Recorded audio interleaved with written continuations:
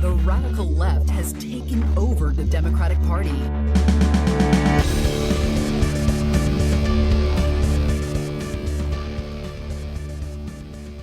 Hello and welcome to Think Progressively, covering politics and all the other chaos life has to offer. This is episode 116, recorded on Sunday, March 10th from Milwaukee. I'm Joe. And I'm Jason. And it was International Women's Day when we were going to record this, but then I got sick. And if you hear me sound all nasally and gross, that's probably why. But either way, on today's episode, we're going to discuss the latest Gaza updates and what that could mean for the 2024 election. But first, the headlines. I got along with him well, although he did announce the other day that he'd much rather see Biden as president, and I agree with him. I agree. Woo. First up in headlines, we're on YouTube now. We're on YouTube, and we're getting the haters already. I think what is it, like 6 hours of you putting our stuff up on YouTube, I already told you we had some weird RFK Jr. followers start like commenting on our stuff, saying how we're just shills and we're terrible people. Oh, and he's not anti-vax. No, he's not. Even though he's spent the last vaccine safety. Even though he's spent the last 20 years against all vaccines. He's not anti-vax. Yes, tell me you didn't watch our episode or listen to our episode, right? Without telling me you didn't. Yeah, and we had a weird Gamergate person respond. We're not going to respond to any of the comments. Like, I'm sorry, especially episodes that are years old. It's just a change in YouTube because Google is getting rid of Google Podcasts. They always get rid of everything. So instead, they changed the way YouTube works, where you can just add your RSS feed to YouTube and it automatically uploads all the episodes. So that's what we did.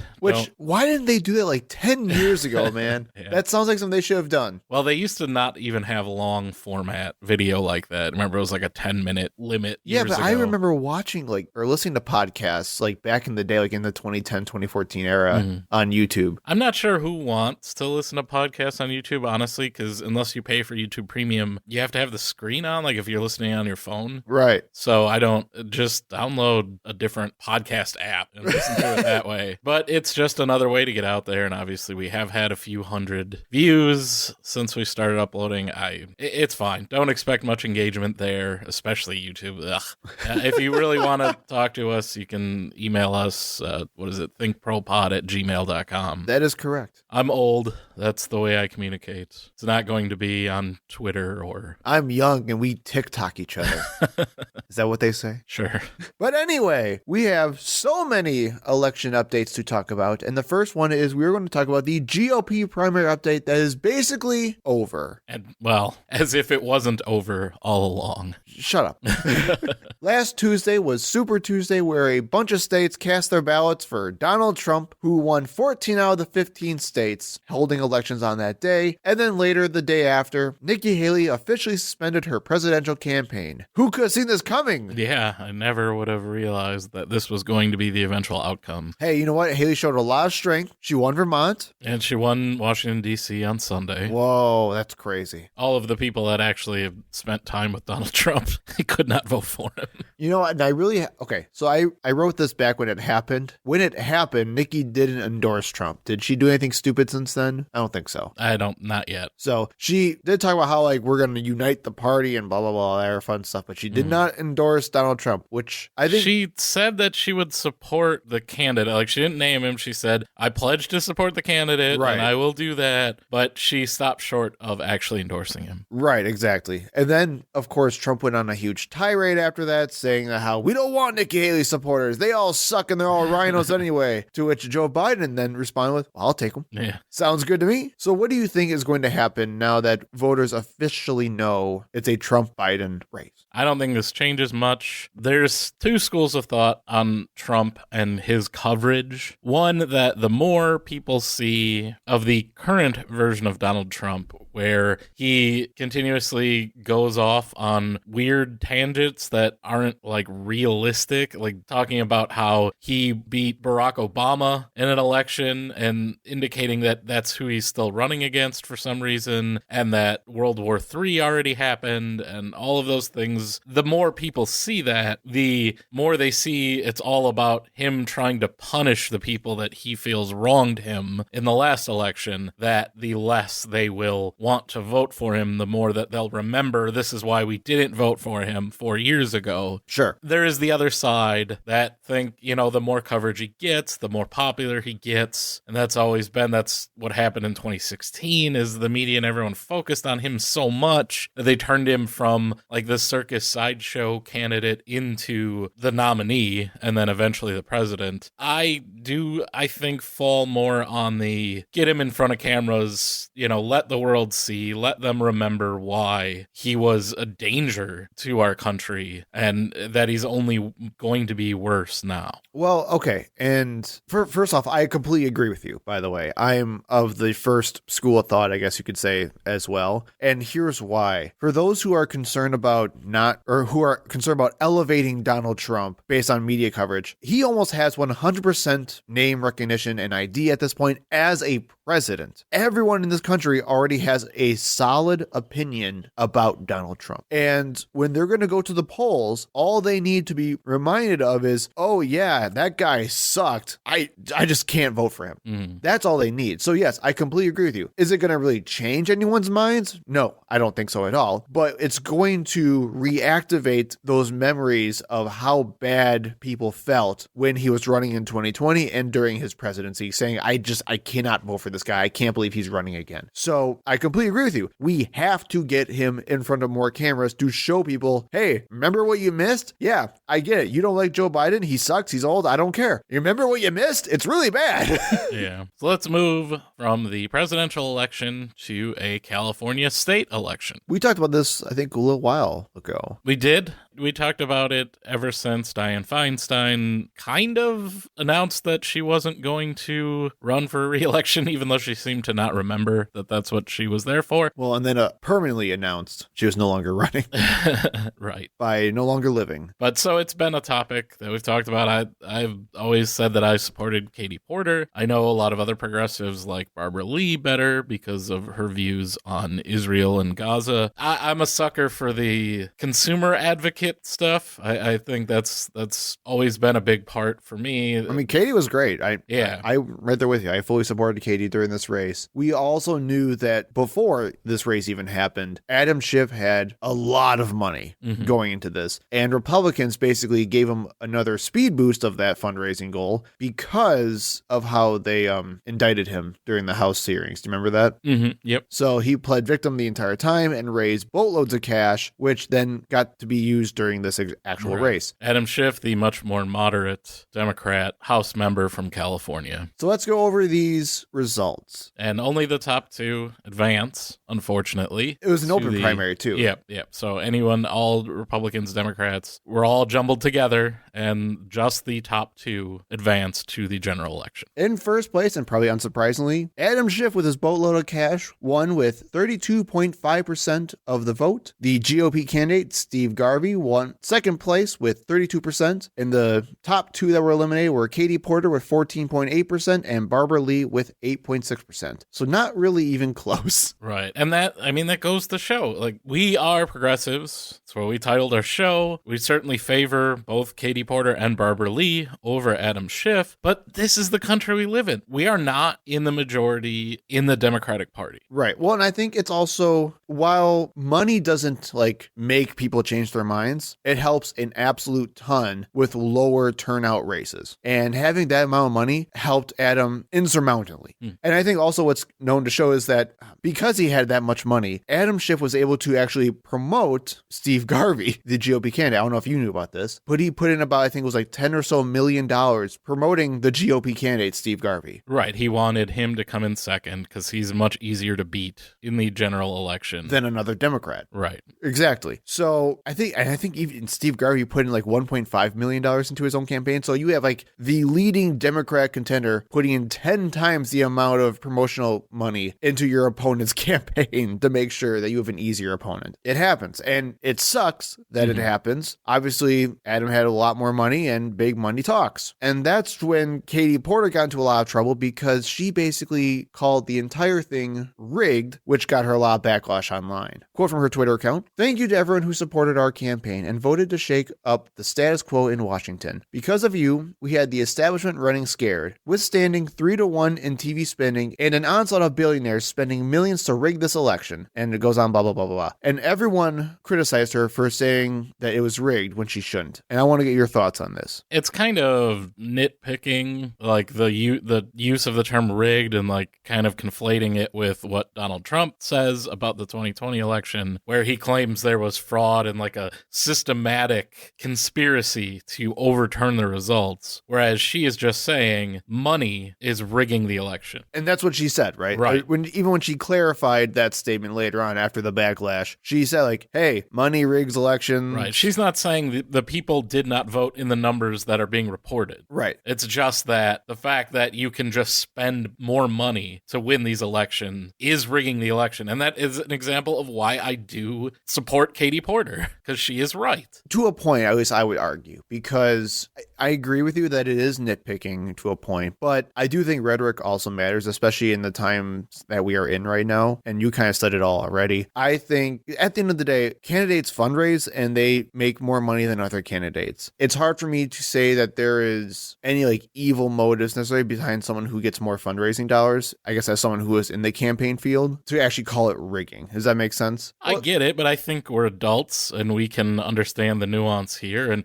right, that's what I'm saying. If you have to cite Citizens United ruling in your readers added more context, I want to me that shows like, that's exactly what's wrong. I included that in the picture because I wanted to actually talk to you about Twitter's fact-checking or new fact-checking system as well. Money is speech, according to the Supreme Court. Yeah, exactly. The Supreme Court that is also bought and paid for by the same billionaires. Well, and this is where I get really annoyed by, I don't know. There are people who have been praising, even on the liberal or Democratic side, I don't know what you want to call it, the crowdsourced fact-checking system that we have going on Twitter right now. For those of you who don't know, Elon Musk put in a new fact-checking way where instead of having reputable fact-checkers do things, he basically just has anybody given the ability to submit fact-checks however they want, and then people rate if it's helpful or not helpful. It can be good sometimes, but then at the same time, you get stuff like this where right below Katie Porter's tweet, it does say like rigging implies illegal manipulation of electoral outcomes, a serious violation undermining democracy. Which spending money to win elections, I'm sorry, it is. It does undermine democracy. It is exactly what this says it is. Well, but even then, it's not illegal. That's what I was going to say. Like the fact that you just say something implies illegal manipulation. No, and that's not a fact check. And I think that's where you get a lot of people that were trouncing on Katie Porter because of stuff like this and fact checks like this, when you have people who don't know what they're talking about at the same time giving fact checks on a mass level. I really don't have too much of a problem with it because I can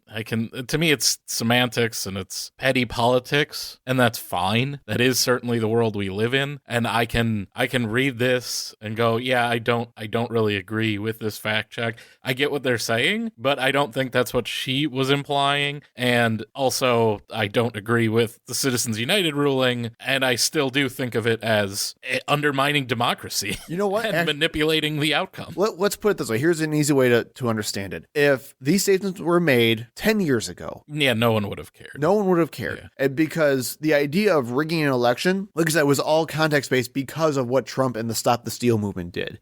This was probably a poor choice of words for today's context, but it's fine at the end of the day. Like, stop bitching about it. I mean, literally, if you just read that sentence, rigging implies illegal manipulation of the electoral outcomes, a serious violation undermining democracy. The only word that doesn't really apply is just illegal, but everything else is 100% accurate when you talk about money in politics. And it should be illegal. And the reason it's not is because there's money in politics. Right. So yeah, I don't really have a problem with people expressing their opinion on this or their concern about like what she said, but I also still agree with her. So that's fine. I think think that's one of those things where, like, yeah, I'm not going to agree with someone giving this opinion, but I understand this opinion. It's fine. I know the context we're in these days. I get it. I get why you'd have that reaction, but I still agree with it. And that's not all for election updates, because we have now found out that Kyrsten Sinema, the honorary independent from Arizona, will no longer be seeking re-election. Oh, gee, I wonder why. Her polling was so great in Arizona. She was only going to come in like 4th or 5th in the primary. Well, again, that's what scared us at first, though, right? When she made this move to the independent status, because she was initially going to try to run a primary for the Democratic campaigns, and she realized she was going to lose. So then she switched to the independents, and we were legitimately concerned, at least I was concerned, that she would take votes away. She would split the vote, and then next thing we know, we would have someone like Carrie Lake, who is running for Senate. Right. Which I thought she believes she's the governor of Arizona. I don't know why she's running for senator.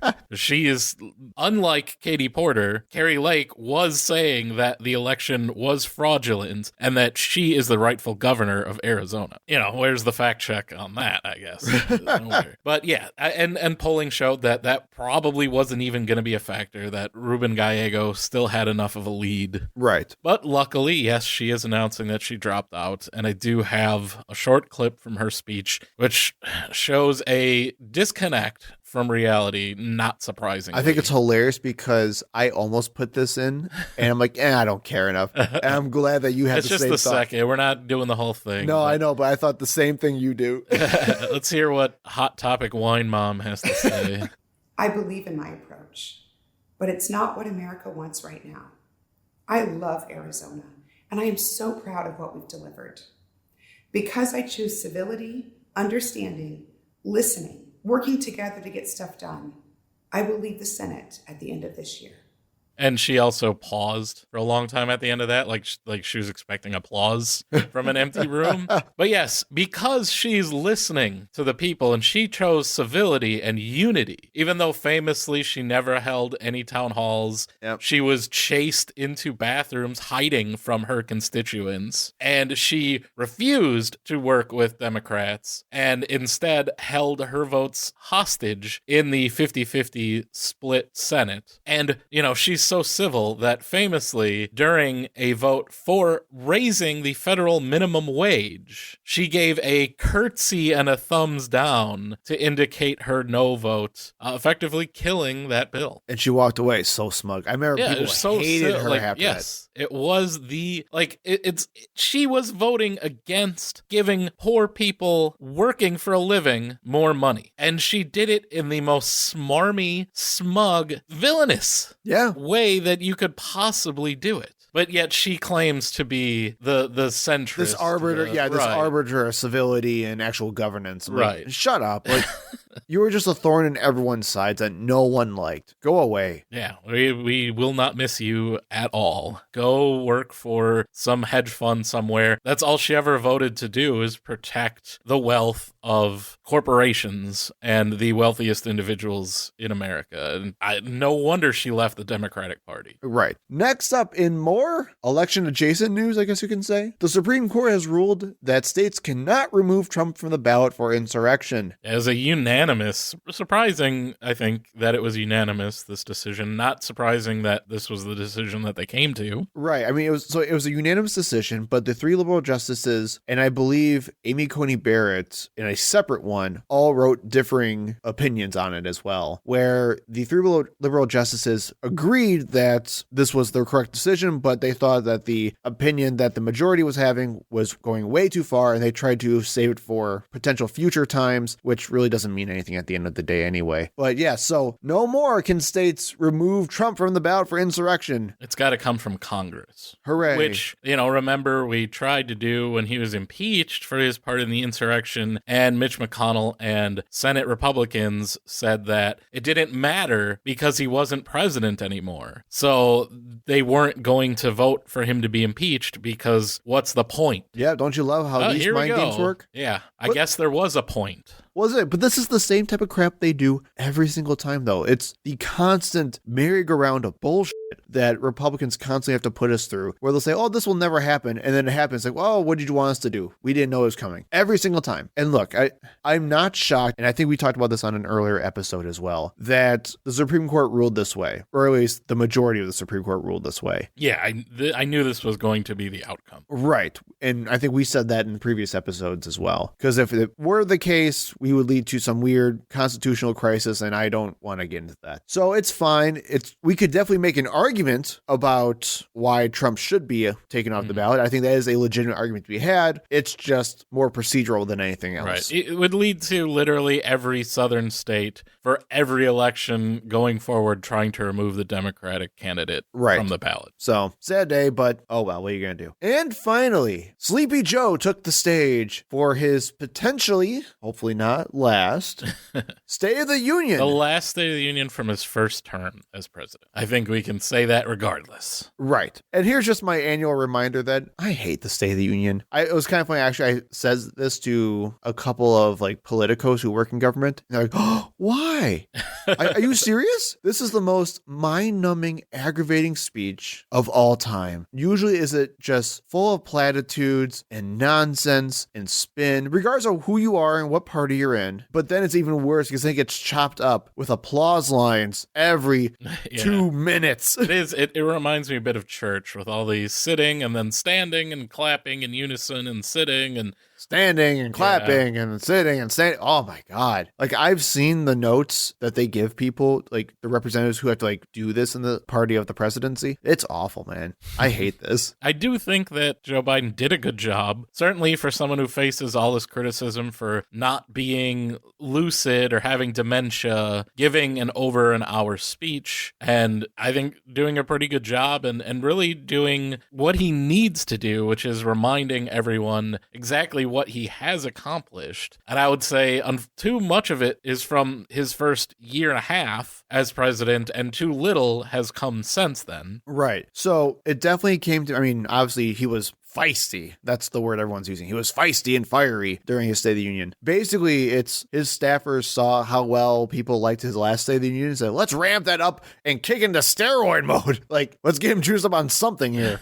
Well, that's okay. So we'll start with that, right? And that's kind of the talking point I've heard from both sides, that, it's just because Joe Biden was all drugged up, that normally he's senile and doddering and doesn't know where he is or where he's going. They talked about in the ruling over the documents case, he doesn't know what's going on. And they're just giving him the drugs that make him lucid for, the 2 hours that he needs to give this speech, and that's it. As I've talked about previously, my father had dementia. It was non-Alzheimer's dementia, and he had that for about 4 years before he passed away. And he was kind of around the same age as Joe Biden. He was 84. That's not how it works. I wish it was that, he could have just given him some drugs. Just an injection to go, whoa! And now he remembers who I am again. Yeah. And that's not how it is. When you start treatment for it, initially it does help. You get that little bit of bounce back at the very start, and then it just inevitably gets worse and worse and worse again. And there's no coming back from that. There's no secret president drugs that you can get. Joe Biden does not have late stage dementia, and they're just able to bring him back with some kind of secret treatment. No. I'm sorry. Again, I really wish that was the case and that those drugs existed. I could have had, a much better last couple of years with my own father, but that's not how it works. So I just wanted to spell that right off the bat.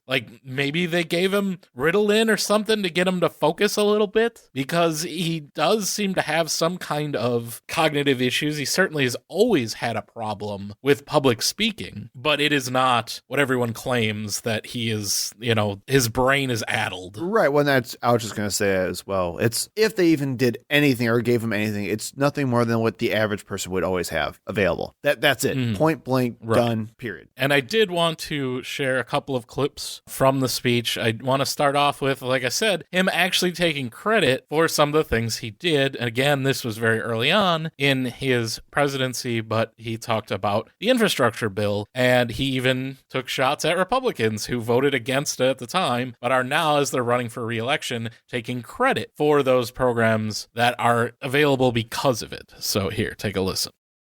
And thanks to our bipartisan infrastructure law, 46,000 new projects have been announced all across your communities.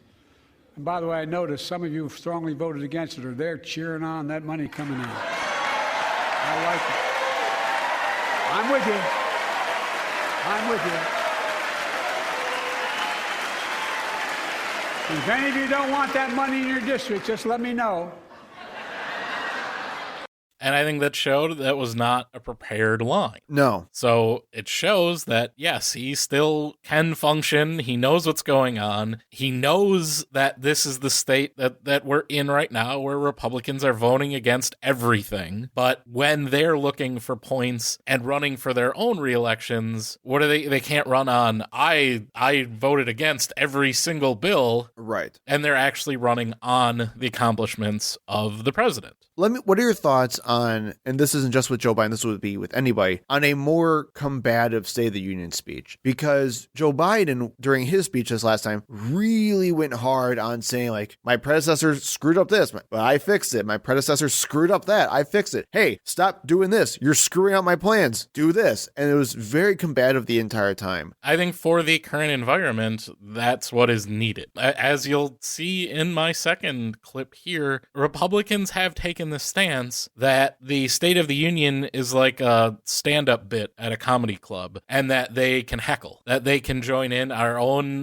Wisconsin's Derek Van Orton, the drunken representative. He screamed, liar! Yeah, participated in that as well. Marjorie Taylor Greene, once again, she was dressed up like a circus clown like she normally is, heckled. It seemed to be a common thing. So if that's the way it's going to be, Joe Biden, that is what he is actually good at. And I don't think it helps Republicans, because it shows that he's not Sleepy Joe. And here we'll listen to a clip.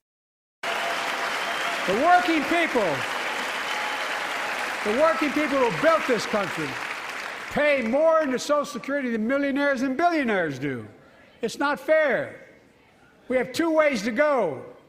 Republicans can cut Social Security and give more tax breaks to the wealthy. That's the proposal. Oh no. You guys don't want another $2 trillion tax cut? I kind of thought that's what your plan was. Well, that's good to hear. You're not going to cut another $2 trillion for the super wealthy. That's good to hear. I'll protect and strengthen Social Security and make the wealthy pay their fair share.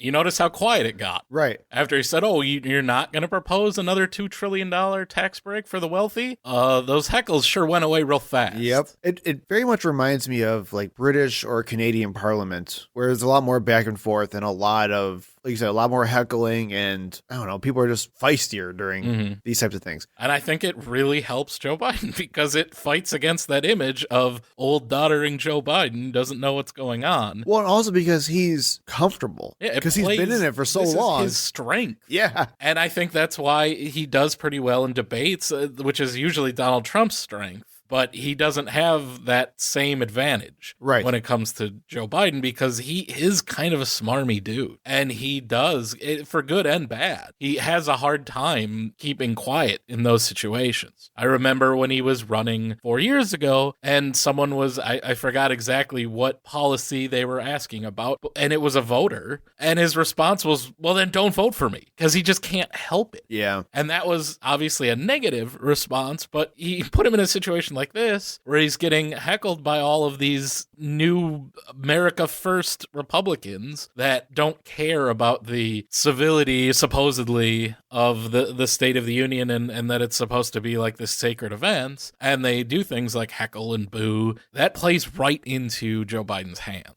And it makes him look more competent and more viable as a candidate and as a president. I think you hit the word on the head, which is competent. That's the word that people need to feel more often with Joe Biden, is that he's competent for the job. Because it's not a speech that someone wrote him. You know, it's him responding to the crowd and seeming like someone who understands what's going on, which is the main criticism against him. He's too old. He doesn't know what's going on. And I even have from the closing of his speech where he addressed that and, like you said, took shots at Donald Trump for being just as old as him, but worse.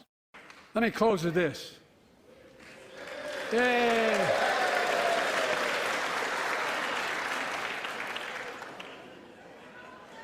I know you don't want to hear any more, Lindsay, but I got to say a few more things. I know it may not look like it, but I've been around a while. When you get to be my age, certain things become clearer than ever. I know the American story. Again and again, I've seen the contest between competing forces in the battle for the soul of our nation, between those who want to pull America back to the past and those who want to move America into the future. My lifetime has taught me to embrace freedom and democracy, a future based on core values that have defined America: honesty, decency, dignity, equality, to respect everyone, to give everyone a fair shot, to give hate no safe harbor. Now, other people my age see it differently. The American story of resentment, revenge, and retribution, that's not me. As you could tell by the laughter in the crowd, he was addressing Donald Trump. Other people my age see things differently. They're only about anger and retribution. And that's going to be one of Biden's main goals or objectives with his campaign, is to show people that him and Trump are basically the same age. Mm-hmm. And it just sucks because, and I agree with a lot of the general commentary about this, Biden just looks and generally behaves older. He looks more frail, probably because he's fitter. And he, like I said, has a stammer. So he looks like he's stepping over his words or tripping over his words a bunch of times. That's the problem that Joe Biden has. And for some reason, Donald Trump just doesn't get affected by that problem. So even though, again, listening to Donald Trump's speeches, he's insane. He's absolutely insane. He goes off on these weird tangents that he just ends up rambling and going nowhere. Right. But it's literally just the looks and aesthetics. That's all people care about because that's what people make their judgments on. So Joe Biden's objective this election cycle is going to prove that Trump is just as old as he is, and it's not against one old guy versus one non-old guy. That would have been what happened if it was Nikki Haley maybe running against Joe Biden. But now it's two old guys who are basically the same age, and one guy's crazy and the other guy is not. Right. I also just had to point out a couple other things before we do the rebuttal discussion, but this is also why I hate the State of the Union stuff, because I saw a headline from CBS saying, Biden says State of the Union is strong. GOP says otherwise. No CBS. What other... They've been running that same headline for 4 years. No kidding. What other State of the Union, where do you think that would not take place in? Are you serious? But I digress, and I want to talk about the rebuttal, because while people did applaud Joe Biden's State of the Union speech, I thought it was good. I thought it was fine. I was okay with it. I would give it like a 6 or 7 out of 10. Good job. So I did like most of this speech. I didn't like the talk about the border and immigration and the ceding to the Republican talking points that there's some kind of unique crisis, an invasion of undocumented immigrants at the border. This is just the same immigration that we've had at the southern border in the United States forever. It's not anything new or unique. And if there is any kind of increased activity at the border, as we've talked about many times before, it's only because news outlets like Fox News are broadcasting that the border's wide open and everybody can just come in. Well, and Trump's saying it too. And if that's the case, then it's not illegal immigration, is it?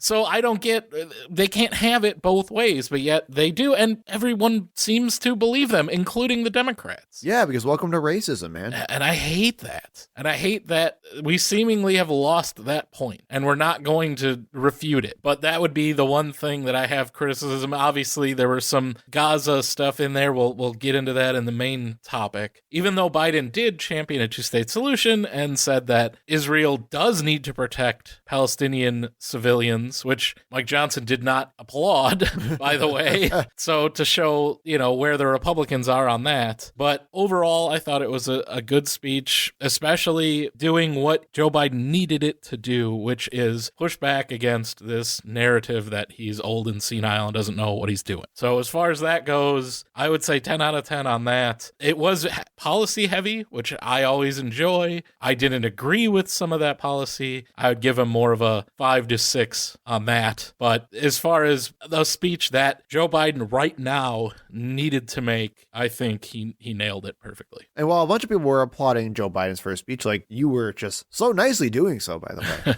Huge Joe Biden stan, Jason. Yeah. They did not feel the same way about Senator Katie Britt's rebuttal. Alabama.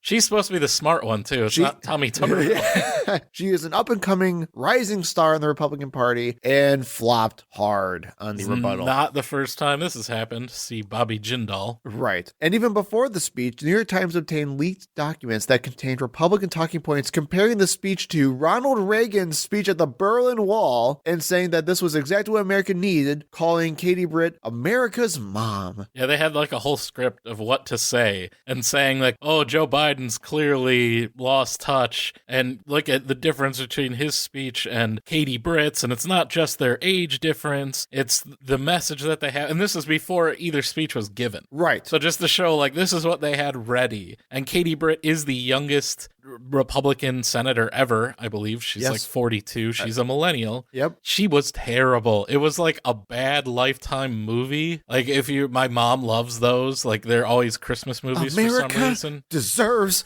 better than a bumbling buffoon as a president. Bless his heart. Like she was trying to make herself cry the whole time. Okay, I will say though, like, and again, I'm sure this was part of the plan because she started the speech. Okay, it was in her kitchen or something like that. Yes. And hey, did you know they're talking about kitchen table issues? The fact that she's at her kitchen table, the metaphor that she's at her kitchen table shows that they're talking about kitchen table issues. Did you know that? Did you catch that, Jason? We're trying to appeal to suburban white women voters. Oh my God. But they had a plan where like she's going to start very nice and friendly and she's smiling and she's leaning back and she's good to go. And then she starts leaning in and she loses her smile and starts getting serious. And again, that could be fine. I think there's nothing wrong with that plan. But she went from like this very nice like soccer mom, I guess you'd say, to like, oh, soccer mom's in a cult and she's like going to give you the hard sell right now. And her eyes just pierce through your soul the entire time. Like, oh my God, I'm terrible. And then she has a gigantic cross on her neck the entire time. So I'm like, Jesus, like I'm going to get abducted. Exactly. I'm going to get abducted to like the Mormon church or something like that. I'm terrified. I felt bad for her acting coach. She needs to get her money back. I mean, it was just a high school director, so it's okay. They didn't pay much anyway. It was just so fake and so bad. And she even, again, talking about the border, she brought up a victim of sex trafficking that happened and like saying that this is Joe Biden's fault for the border crisis. And this happened in 2005 when George Bush was the president. And this is what I mean. Like, I hate that we've somehow given this up and let the Republicans go on this talking point. Well, and thank God they made it so freaking obvious. And again, this is probably the one little silver lining during that Joe Biden State of the Union section is they gave us as Democrats the clear talking point of, oh, you're going to literally vote down the bill that you want so you can run on this. And you put it out for everyone to see. And you told that to the public. Right. Like, thank God we have that because every time you hear these people talk about this and bring up incessantly, oh, the border's in crisis, the border's in crisis. You destroyed your own bill and you blacklisted Republicans who tried to make it happen. And I think that's one of the other things that this, granted, shocker, the Republican rebuttal is full of hypocrisy. But if it wasn't for like the weird culty vibes and the terrible acting, the other theme of this entire speech was just, I'm going to complain about things that I personally have voted against in the Senate. She was against the border deal. She was against IVF legislation, even though she's trying to tout it in her own speech. Yeah, Alabama has no one to blame but themselves. No. When it comes to the state of IVF there, and it's happening all across the country. We're seeing it. Texas just removed protections for pregnant workers. It's what we've always said, that Republicans do not in any way really care about truth. Well, and about the life of children. They don't care. No, of course they don't care because they only bring it up as an excuse to not do anything. That's all they do. Well, and to rile up the certain segment of their base. And now it's like, the dog chasing the car. Now they've got it and they don't know what to do with it. And we're seeing these consequences, which are horribly unpopular. And it's going to keep getting worse if they're more in power too, as we've obviously seen like in Alabama. So to close this out, we've got the funny clip from Real America's Voice. Far right-wing news channel. Which apparently there are so many right now. It seems like there's a new one every time I try to get a clip off of anything. I got to try to oh, is this Newsmax? Oh, no, was it RTBN? Or, oh, was it this? There's always something new. But this is their response to Katie Britt's rebuttal. They had all these talking points ready. Compare her to Ronald Reagan, talk about how she's America's mom, how it's the greatest speech. Well, reality didn't quite match those talking points, and we had some cognitive dissonance live on air. May God bless you, and may God continue to bless these United States of America.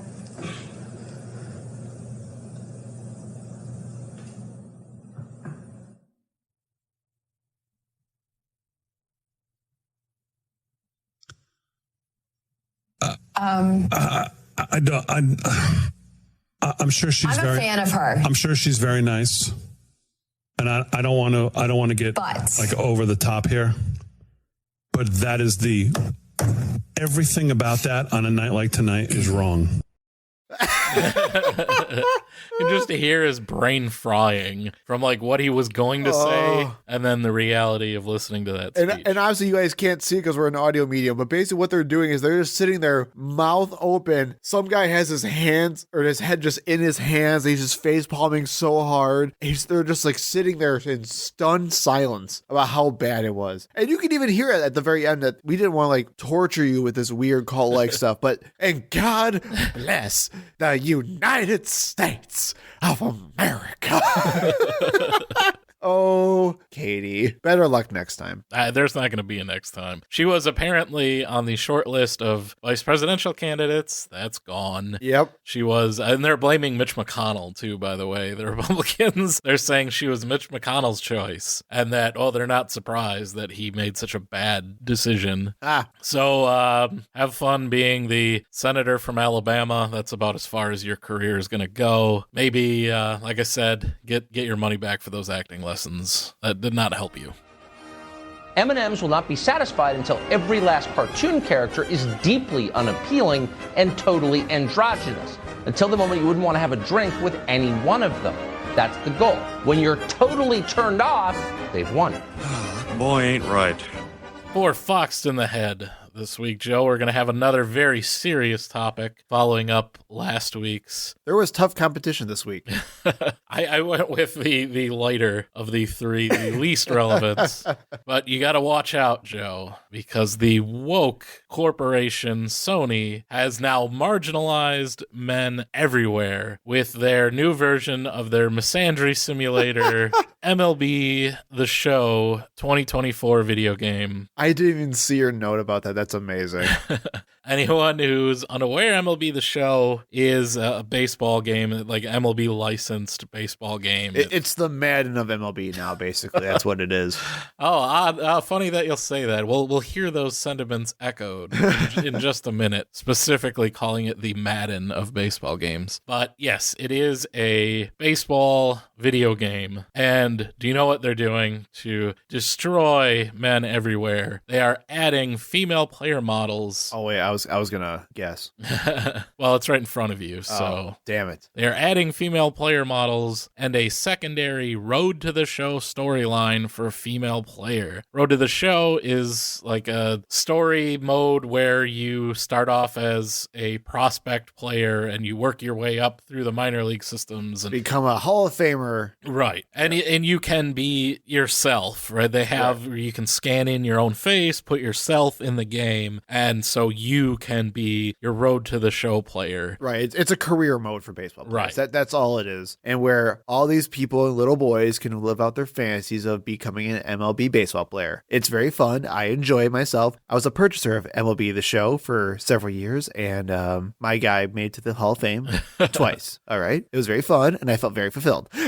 And it's not the first time they've added a secondary mode specializing with like a specific storyline. I think it was last year. They added a two-way player mode where you can pitch and also be a position player like Shohei Ohtani. So nothing really that groundbreaking. They're just, like you said, you can put yourself in. So now not only boys can do it, but girls and women as well can play the game and put their face in and have it be their gender. That's it. That's what they've done. They've also, as a addition to this, they added Toni Stone to the Diamond Dynasty mode, the first female player in the Negro Leagues. She also made a Negro League All-Star team, so they're putting her in as one of the Legends players that you can play. And cool. Again, that's it. I cannot stress more. Yeah, that's what it is. Right. It's like, okay, so there's female player models, so and people are so angry. So here is, I was going to do the same thing I did last week and get a bunch of different reactions, but honestly, they're all exactly the same, and they don't really go into any depth at all about why this is bad. They just make fun of women, which I don't think we need like a long montage of that. And this is, ironically enough, is the same person that we had in our montage last week, talking about the X-Men cartoon. No. It's a YouTube channel, Yellow Flash 2. Apparently, Yellow Flash was already taken. Kind of funny that is a character that is a villain in DC Comics. Not a small channel either. Like over 400,000 subscribers. All right. Not nobody. Let me hear Yellow Flash's super nuanced take on this subject. Right. The very thought out rebuttal to why women should not be able to have a character model in the baseball game. So Sony had a big announcement today for their Major League Baseball The Show 2024 edition. This is basically like Madden. In case you don't know anything about these sports games, it's basically the Madden of baseball. People play them. I mean, it's got a fan base, right? Most of them probably dudes. But Sony decided they were going to put out this ESG Black Rock edition and make it so that a woman can pave her way on the road to the show. Yeah, brother, she can play as good as the men. I think in baseball, in the minor league, there's like one woman who plays, and I looked at her stats. She sucks. She's there as a gimmick. You know, a softball exists. I don't know what's going on here. There is a missed opportunity here. By the way, this is a simulator. This is supposed to be a realistic Major League Baseball simulator. There's nothing real about this. And you could have made a softball league or something. That would have been totally fine. But instead, you made a fantasy mode and a simulator, a game that prides itself on realism. Good old woke Sony, at it again. Shut up. Shut up. No. It's such a realistic simulator, Joe. You know what? Okay. You know what my batting average was when I was doing my road to the show? It was like 580. All right. Yeah, it's real simulator. I had like a 30 or something. No, I broke the record. So I had to be like over like 60 games. I had like a 60 something game hit streak.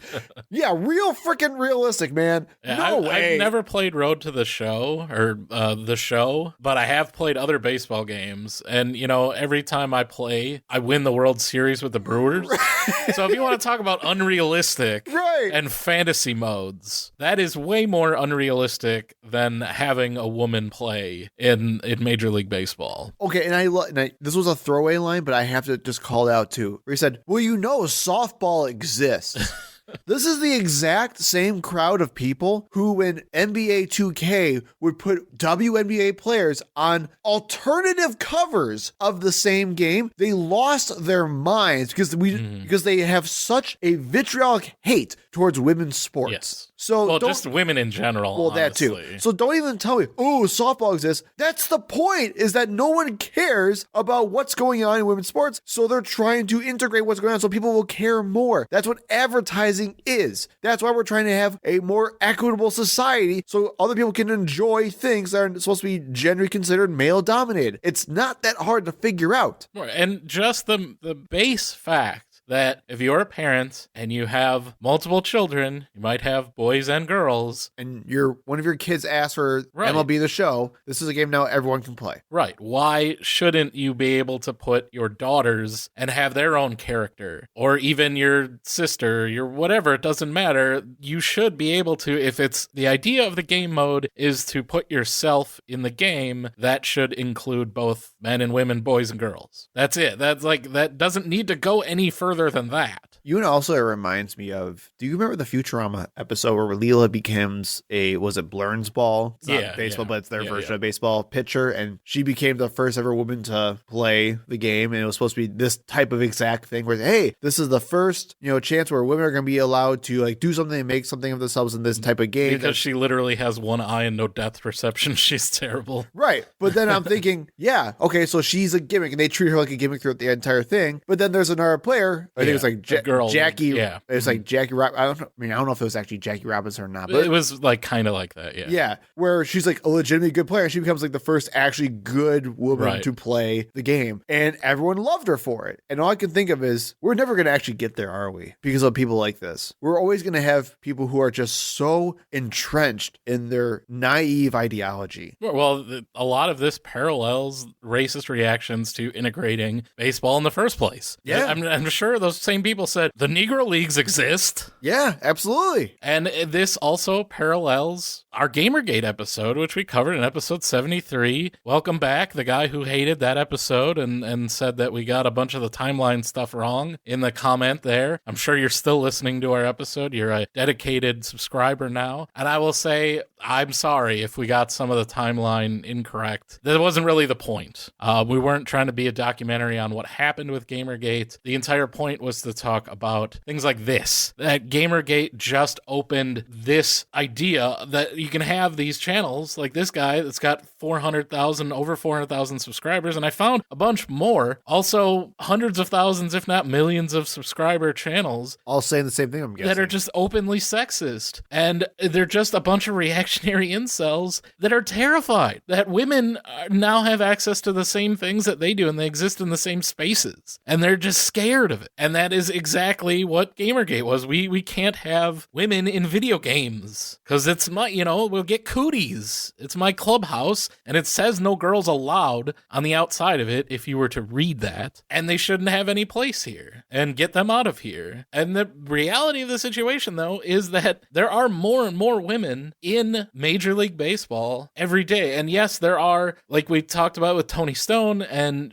being a female player in the Negro Leagues, there were 3 of them. But that's, we're talking years ago. I want to talk about just the last 5 years. I have a number of examples. Alyssa Nakin is the current San Francisco Giants assistant coach. Kim Ung was the GM of the Miami Marlins from 2020 to 2023 before she declined her option to return. Rachel Balkovic was the manager of the Yankees Low A affiliate for the last 2 years, and she just took over as director of minor league player development for the Marlins. Bianca Smith was a Red Sox rookie ball manager for 2 years. She was the first African-American manager of a minor league MLB team. She now teaches and coaches in Japan. The one woman in a minor league team who sucks, from the clip that we had, Kelsey Whitmore. She is the first woman to play in an MLB affiliate league. She plays for the independent Staten Island Ferry Hawks of the Atlantic League. So the league is an MLB affiliate. You have MLB minor league teams playing in that league. The Ferry Hawks are not affiliated with a major league team. She is both a relief pitcher and an outfielder. So yeah, she's going to have a rough time of it. She's trying to be a two-way player, which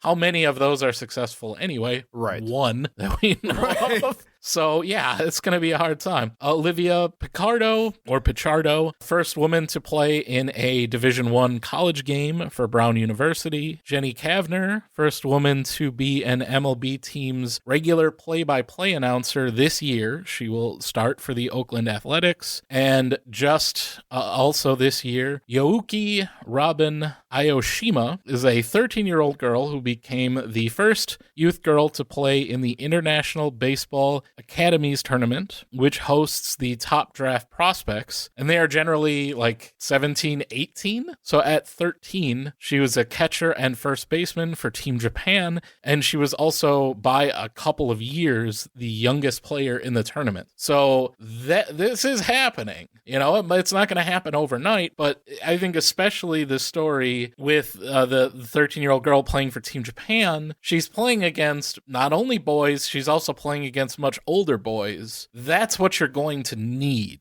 to lead to eventually having a woman who is able to compete at that level. If you always keep everything separate and you say, well, softball is for girls, then no, it'll never happen because they'll never face the level of competition they need to be prepared for that level. Well, and also, it's just an entirely different game. Yeah. Like, that's what also annoys the hell out of me, too, where it's just, where we just sit here and pretend, oh, softball is just the, like, girls' version of baseball. I've played softball. Try Tavern League softball. Try pitching, here. like, an underhand fast pitch softball and see how hard it is, and try actually how to hit one of those things as well. It's very difficult. It's a different type of game. Yeah, my sister used to play fast pitch softball. Yeah. That's way harder than standard. So let's be honest here. Like, these are not just the men's and women's divisions here. This is a different game that we have, as a country, relegated women to because we told them that we couldn't play baseball with them. Let's stop doing that and say you can play with us. I've heard NBA players say that, like, yeah, right now there's no WNBA player that could compete with the men, but if you let them compete with men in grade school and high school, throughout college, eventually you'll see, and you'll have, you know, someone who's used to that physicality and used to that style of play that can play. I mean, as we see shooting, you know, we just had Caitlin Clark set the record for 3-pointers in college. We had the 3-point shootout with Steph Curry, and he just barely won. Yeah. It is from NBA lines with NBA balls, by the way. So it is possible. There is that measure of the competition level, the physicality, but you can get there, but you just need to allow them to be on the same level as the men. And it's possible. And I think we're starting to see the first indications of that in baseball. And, you know, and that's not even what this game is. It's literally just a video game that is now allowing you to put yourself in the game as a female player or just play as a female player and what that storyline would look like. Like, what would the reaction be? What's it going to be? That's what this road to the show mode is supposed to simulate or supposed to show you. And it is supposed to inspire girls to maybe, you know, think about that. Well, and okay, let's be real here. If they don't include a separate entire storyline for the women's road to the show, that just includes dealing with trolls nonstop, right? Then we know it's not realistic. Yeah, all of the death threats. Yeah. Yeah. So, once again, not the most wokeness wins again. Yeah, but that's what Foxed in the Head is. And now we will move on to our very serious main topic. We'll once again have that fun transition. That was really a productive segment, wasn't it? It's hard to get any word in with this clown. Israel has the right to go after Hamas. Hamas ended this conflict by releasing hostages, laying down arms, could end it by releasing the hostages, laying down arms, and surrendering those responsible for October 7th. But Israel has Israel has a added burden because Hamas hides and operates among the civilian population like cowards, under hospitals, daycare centers, and all the like.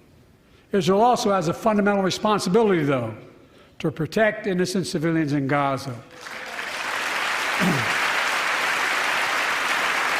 So we want to talk about, because I think it's been a while since we've really discussed it, the situation in Gaza and what that means going forward for President Biden and 2024 as a whole. Granted, obviously, these are just the opinions of two Midwestern white guys talking about this, and we're not going to pretend we're experts on the subject either. But we have a podcast, so we're always right. Well, we're two white guys on a podcast, so we know we're always right. What are your thoughts on how Biden handled the Gaza situation during during the State of the Union. Well, he's definitely trying to walk the line between saying that we need to protect the Palestinians and also Israel has a right to defend themselves, which I don't know what that means at this point. Right. Because defending themselves seems to be killing Palestinian civilians, because that's what is being done and has been done since Israel started their defense. Well, I'll tell you what it sounds like to me, at least. It sounds like exactly how the U.S. talked during the wars in Iraq and Afghanistan, where we're saying, yeah, we have the right to defend ourselves and defend democracy, which became a 2-decade war in the Middle East for us. Right, which eventually accomplished absolutely nothing. Right. So that's what I'm saying. Like, this sounds exactly like that type of rhetoric. And I don't know if I'm looking too much into it, but it sounds very similar to like, well, we have to say that because that's how we acted as well. Is certainly telling. Again, I mentioned this earlier, but when Joe Biden talked about Israel having the right to defend themselves and the fact that the U.S. will not rest until we bring all of the hostages home, the Republican Speaker of the House, Mike Johnson, stood up and clapped along with Democrats. When Joe Biden said, and Israel also has a responsibility to protect Palestinian civilians, Mike Johnson did nothing, while Democrats also stood and applauded that. Well, I'll say not just Mike Johnson, Republicans. Right. Well, that's what, that's, so you have the State of the Union, if you've never watched it at home, you have the camera on Joe Biden, and to his left is Vice President Kamala Harris, to his right, Speaker of the House, Mike Johnson. Yep. Those are the cues to the Democrats and Republicans. If Kamala Harris stands up and claps, all the Democrats stand up and clap. If Mike Johnson stands up and claps, all the Republicans do. So that's how it goes, is everyone is locked into those two and they just mimic what they do. I think it's extremely telling that while Joe Biden's trying to walk this line and play both sides of this issue, you can clearly tell Republicans don't give a rip at all.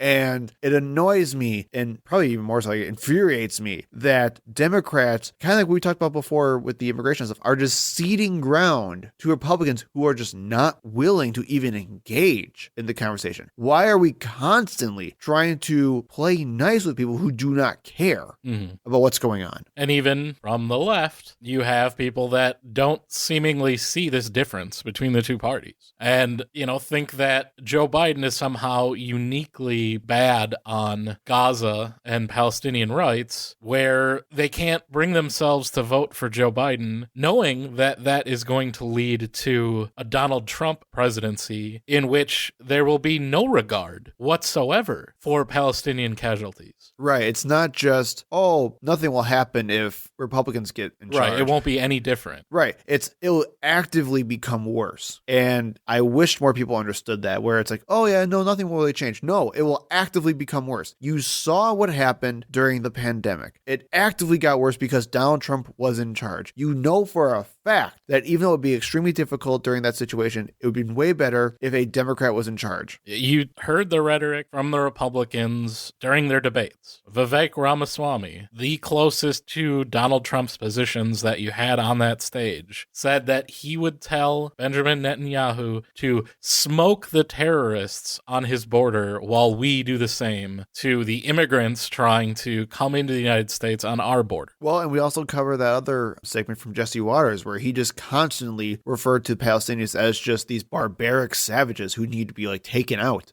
So instead of a milquetoast president paying lip service to protecting civilians and mildly restraining Israel's response to the Hamas attack, you will have bloodthirsty demagogue President Trump cheerleading the massacre of Palestinian civilians. And I get it, Genocide Joe, it's hard to vote for him. It was hard to vote for him 4 years ago, but that's your choice. And I understand it's hard to make that choice. Yeah, but I think it's also a little bit of dishonesty as well. Again, we come from the left, or the progressive left, I guess you can say, and I find it extremely frustrating when I see people who are dishonestly trying to call out people for not being aggressive enough in their positions of power on Gaza. I don't know if you saw the recent viral video about AOC, where she was being accosted by several protesters for not calling it a genocide, and she had to say, I call it genocide. What do you want me to do? Right. I'm doing the things, and they're saying you're not doing enough. You're not doing enough. And they're just screaming at her, and she basically just lays into him and said, "You're just gonna dishonestly take this out of context. I don't care care. I don't have time for you people. Right, and I get it. So, like, but if AOC isn't good enough for you at this point, what are we doing? But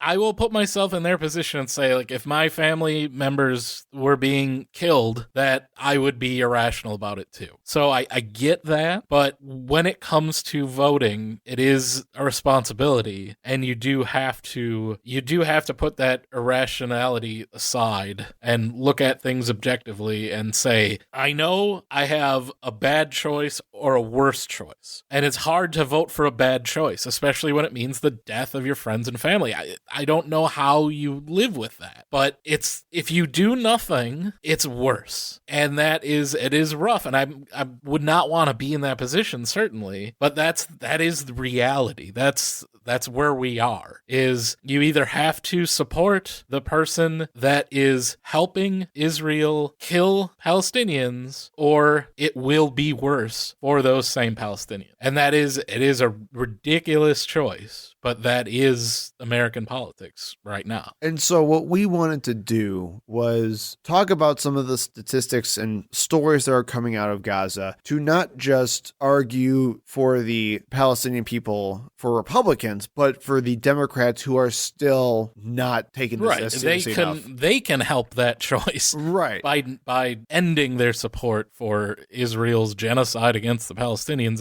That would be wonderful. Right. So let's talk about some of these things that is going on in Gaza right now. As of right now, Gaza's death toll now exceeds 30,000 people, and still considered to be an incomplete count. And it's estimated actually to be even higher than that. More than 70,000 people in Gaza have been injured, and according to a BBC report, the number of Israeli hostages that have been killed in Gaza now exceeds 70. And what I think is very telling for the people who are trying to still say this was a justified war, or even hell, Joe Biden, who says that Israel has a right to defend itself. What does it say that we have documented evidence of more Israeli hostages being killed in Israeli bombings and attacks than actual documented evidence of Israel rescuing its own hostages? They seem to be more motivated by removing Palestinians from Gaza than they are getting their hostages back. Absolutely. And that's where I think a lot of these people who are trying to defend Israel's actions say, well, we're doing it for the hostages. They're doing it for the hostages. They're not. They're killing their own hostages. And I don't even know how to argue against that. And certainly Hamas bears responsibility in that they took the hostages in the first place. But yeah, there is something to be said. And most of the families of those murdered hostages agree and blame Israel for not trying to rescue them, but instead just trying to use this as an excuse to commit genocide. And I also think it's worth telling about the absolute horrific conditions that are facing the people of Gaza right now as well, because famine is getting much, much worse while this conflict is going on. And I'll include in the show notes a briefing from the UN Deputy Director General Maurizio Martina, where he gave a briefing about the increasing famine in Gaza. And just for a quick reference, I'm going to go over some of these points that he talked about. I'll include the entire video if you want to see it all, but he talks a lot about the Integrated Food Security Phase Classifications, or IPC labels. And basically that means in phase 1, or IPC 1, means nothing. People are able to meet their basic needs for food. In phase 2, it means stressed. People are eating minimally adequate diets, but must make significant changes to their lifestyles. Phase 3 is crisis. Some households are not consuming enough food and have high levels of malnutrition, while others are adopting irreversible coping strategies. Phase 4 is emergency, which means people are facing extreme food shortages, acute malnutrition, and disease levels are extremely high. And phase 5, catastrophe. Even when using all of their coping strategies, people have almost no food and cannot support their basic needs. Starvation, death, and destitution are apparent in the area. It also should be noted that in IPCs 3, 4, and 5, the UN calls for humanitarian need urgently for these situations. So from the briefing itself, Martina lists the findings of the UN reports from Gaza. It's currently estimated that the entire 2.2 million people population of Gaza is facing IPC 3 famine, or that is the crisis level, or above. 378,000 people in Gaza are experiencing IPC 5 level famines, and that is the catastrophe, the most severe case where people are just literally starving and pestilence is going wild because of it. Accessibility to safe water is at 7% of pre-October 9th levels, where Israel started their counteroffensive and complete blockade aid of Gaza. Martina goes on to discuss how numerous aspects of Gaza's agriculture and economy have also been severely damaged or outright obliterated due to conflict. 54% of cropland in Gaza was damaged because of conflict, and up to 70% of cows meant for beef supplies are presumed dead, and an estimated 100,000 people in the fishing sector can no longer work because of the conflict that's going on. It's really bad, people.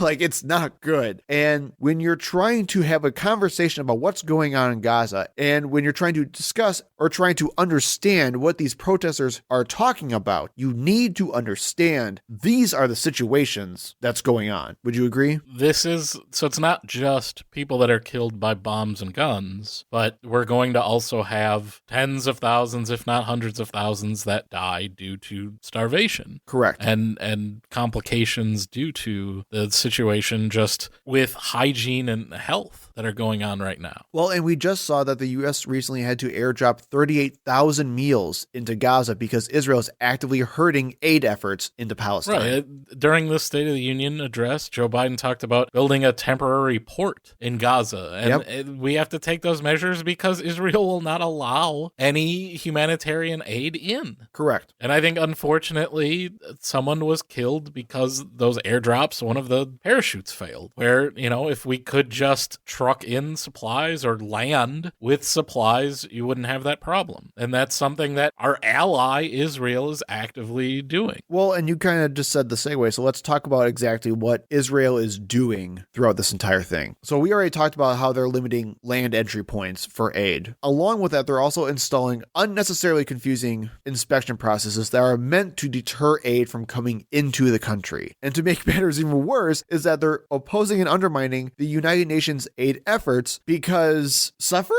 is good? I don't know. They're turning away aid from other countries because they want these people to suffer more. And on top of all that, Israel's military has recently been targeting Gazan police who once protected those aid missions and basically running obstruction campaigns or just outright arresting or seizing police in Gaza. And if you just want to hear about the scope of what's happening, before October 7th, an average of about 500 aid trucks would enter Gaza. Since then, Israel has only let about 1/5 of those trucks through. And that does also kind of beg the larger point here of even before October 7th, during this Hamas attack that necessitated this kind of response, Gaza was still blockaded. Yes. By Israel. Again, people call it an open-air prison, a POW camp, whatever you want to I mean, we call say, it open-air prison. That was the reality of life before any of this in Gaza. They lived under Israeli military control. Ports were controlled. Points of entry on land were controlled by Israel. Nothing went in or out of Gaza without Israel's say-so, including electricity, including water. They're basically just being held by the Israeli government. That's what precipitated the attack on October 7th, was these kinds of conditions. So it's not like they were perfectly fine, living in harmony, everything was great, and then Hamas just decided to attack Israel. Yeah, I completely agree. And then, of course, there was the incident on February 29th. On that day, an aid convoy carrying flour in Gaza was fired upon by Israeli military, resulting in a mass panic. Over 100 Palestinians were killed and over 700 were injured. And I found a British station that actually had the IDF Lieutenant Colonel Peter Lerner on to discuss what Israel's responsibility in this was. And I want you to listen to the outright disregard of what happened. Lieutenant Colonel, eyewitnesses say that more than 100 Palestinians died when Israeli soldiers fired on numerous occasions into a crowd. Do you take responsibility for those deaths?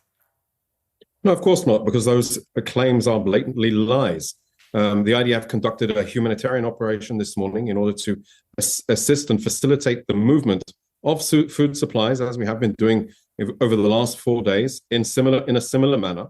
The supplies went in, passed through our positions, and then continued to move forward, where a mob stormed the convoy, bringing it at some stage to a halt.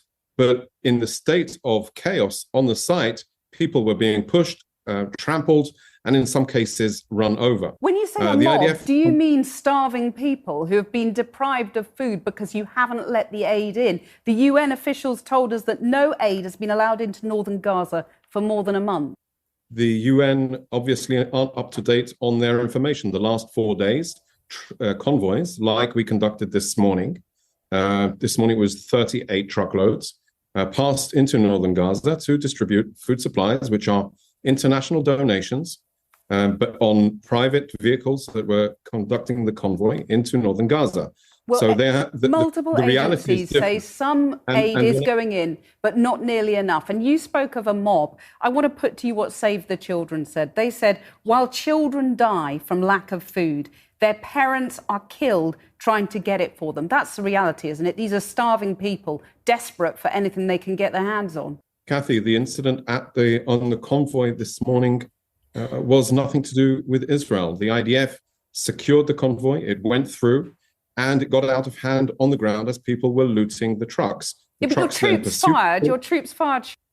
No, there were warning shots fired, and then when it got out of hand, the forces retreated back into the formation along the Gaza Wadi area. That was not true. That is just a blatant lie. That is absolutely inaccurate.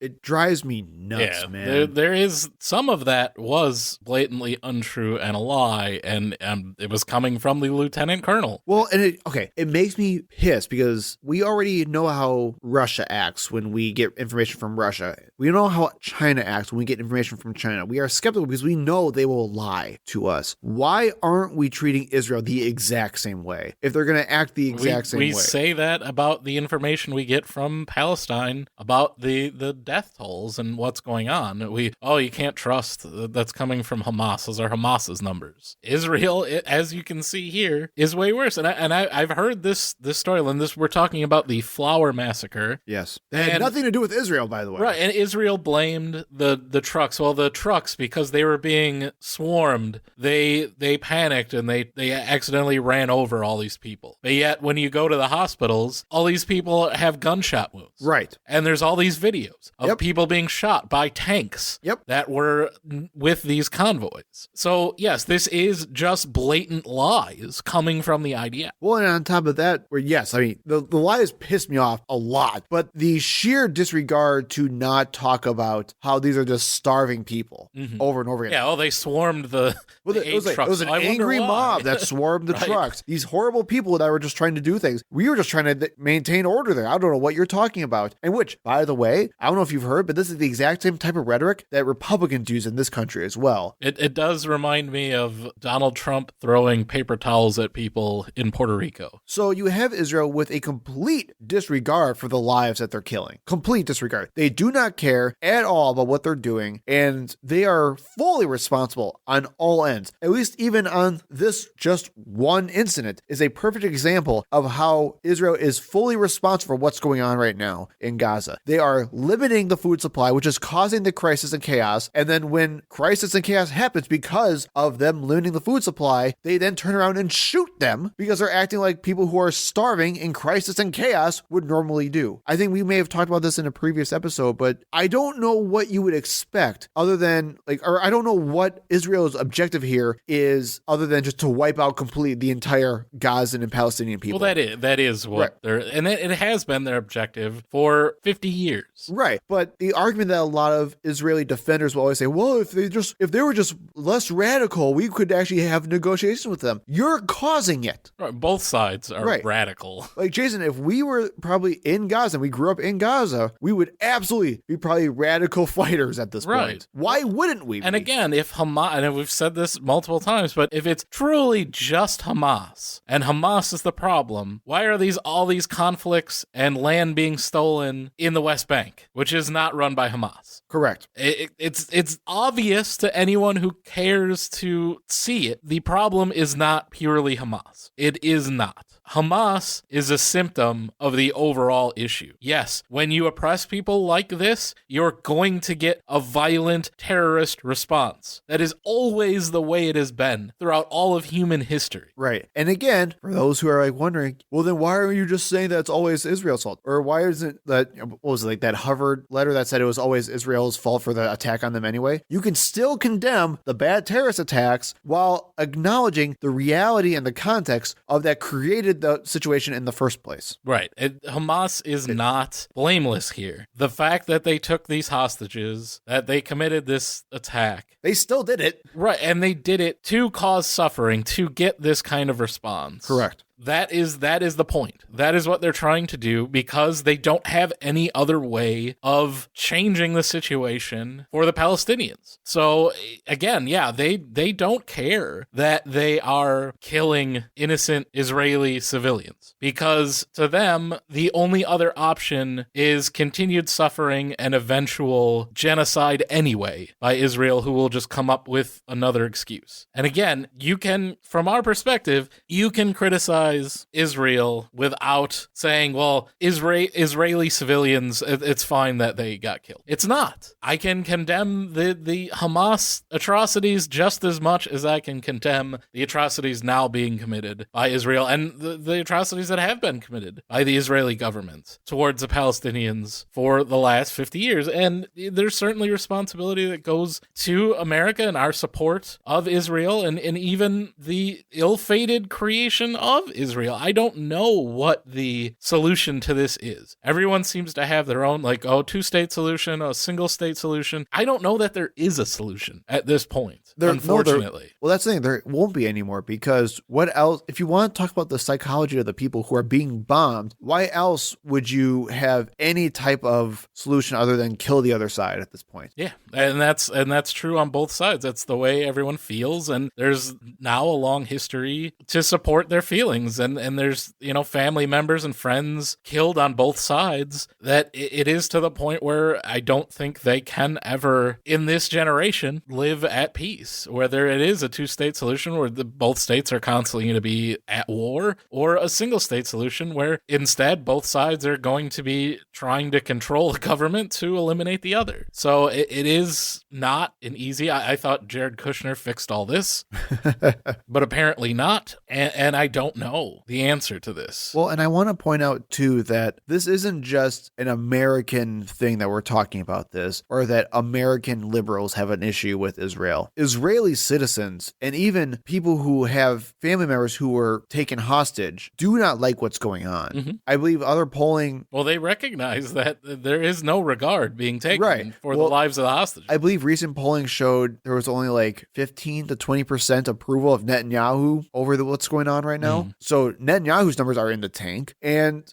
just a reminder, he was literally going to be on trial for corruption before this took place. Right. And he made it worse. And then you had hostage families that were leading rallies to the Israeli embassy, I believe, trying to stop this whole thing as well. So, I mean, I don't know who is still trying to be for this thing. There are people who are, I guess you could say, adherents and maybe potentially religious I think we adherents. saw them in the State of the Union address. Yeah, I guess. But man, the facts are not on their side. And it's scary that people will stand firm for these things when genocide is being taken and there's just no regard to even looking at what's happening. That's what scares me. And I don't know what's going to happen because of this in 2024. I mean, we kind of talked about a lot in the beginning of this segment. I don't know what Joe Biden's going to do because there's a lot of Americans who are not sympathetic to Palestine and Gaza. There's a lot. It's growing and that's great. But then the entire time that's happening, the movement's also being shown by these protesters who are just screaming at people nonstop about Palestine and Gaza, which again, like Jason said before, I think we can empathize with, but that doesn't bode well for the popularity of the movement. There was the movement of uncommitted. We talked about that, I think, in previous episodes as well. I think that got some traction, especially in Michigan. It was like 13%. Yeah. Which was more than expected. Right. In the vote, I think it should show Joe Biden and the Democratic Party that they will lose significant support in states like Michigan and Minnesota if they don't stop supporting this genocide in Gaza. And I don't think they're willing to do that. So will that unfortunately tip the balance? For a state like Michigan, it certainly could. Minnesota, I think it's less likely, but that's a big deal. And that could be the difference between Joe Biden winning versus Donald Trump. And it is unfortunate because, like we said, things will only get worse if Donald Trump is once again president. For the Palestinians, I think that pretty much would guarantee that Israel is given support to completely remove Palestinians from Gaza. And that would be a nightmare. That the same people that are trying to use their political power to show their disapproval of the way the United States is handling Gaza are going to, unfortunately, potentially pave the way for a much worse outcome. And it's not intuitive to think that that's the way it would work. But again, reality and what we're seeing, and just look at the State of the Union speech when he was talking about Gaza and see where the Republicans, where they applauded and where they didn't. They do not support the Palestinian people at all. And staying home, not voting for Joe Biden isn't going to solve that. No, it's going to make it worse. So I think that kind of wraps up where we are for right now. Like I said, we'll keep more eyes on this. I guess my whole thing is I just want people to know, especially on the liberal progressive side, you are allowed to criticize Joe Biden. There are people who say you can't, and they are wrong, dead wrong. Criticize away. Push as far as you can. Also recognize that sometimes your tactics aren't great either. So recognize how to actually persuade people, but that's a different story. But when the chips are down, do what Jason just said. Be smart about it and recognize that there's a choice to be made and you need to choose the better of those two options for you. Doing nothing will just actively make things worse. Yeah, I know it's not intuitive. Once again, that you have to support a person who is facilitating the murder of your friends, family, countrymen, just innocent people who you just a group of innocent people, with. Right. That does not sound like something you should be doing. But unfortunately, we have two options. And that's supporting someone who is going to at least acknowledge that there are innocent civilians being killed in Palestine and even have the very weak disapproval towards Israel doing that, or someone who is just going to actively cheerlead it. So those are your two choices. And unfortunately, not supporting one is by default supporting the other. So those are your choices. And I'm sorry, those are our choices. It speaks ill of our country as a whole, but that is where we're at. And, the next time when Joe Biden cannot run for president again in 2028 and we have a primary, that's where, again, we need to look for a candidate who is just not going to blindly support Israel, regardless of their humanitarian violations against the people of Palestine. I agree. So we'll close it out here and we'll see you next week. Thank you for listening. We hope to see you in the next episode. You can find us on Facebook and Twitter at ThinkProPod. You can email us at thinkpropod@gmail.com. And remember, when in doubt, think progressively.